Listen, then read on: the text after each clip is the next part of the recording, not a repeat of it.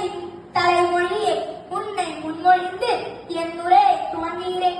அன்னை சிவகாமியின் அருமை புதல்வன் உன்னை பெற்றவர், பெருமை பெற்றவர். உண்மை நிலைத்திட உலகே போற்றிட தன்னையே மறந்து நன்மைகள் செய்தவர்.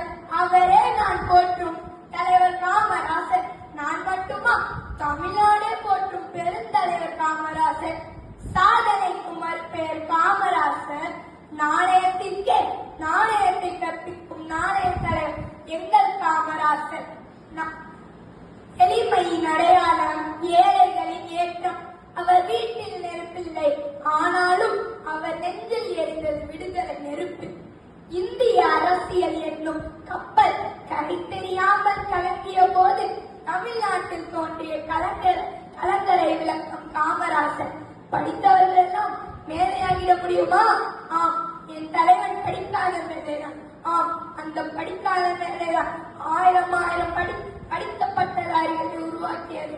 வற்றாத ஊற்றாம், அல்லல்ல குறையாத அச்சிய பாத்திரமாம் கல்வி செல்வம். அச்செல்வத்தை ஏழை குழந்தைகளும் எளிதாக பெற இலவச கல்வி, இலவச சீருடை, மதிய உணவு திட்டம் என எத்தனையோ திட்டங்களை உருவாக்கினார். இந்த படிக்காத வேலை உண்டி கொடுத்தோன், உயிர் கொடுத்தோன். அந்த உண்டியை விளைவிக்கும் உழவனுக்கு அணைகள் எத்தனை, நீர்ப்பாசன திட்டங்கள் தான் எத்தனை. இப்படி திட்டங்களை பல கொடுத்து உழவனுக்கே உயிர் கொடுத்தார் இந்த ஏழை பங்காளர்.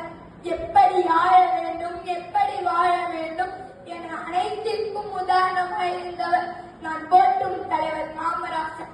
அவரை வணங்கி என் உரையை முடித்துக் கொள்கிறேன். வாய்ப்பளித்த அனைவருக்கும் நன்றி, வணக்கம்.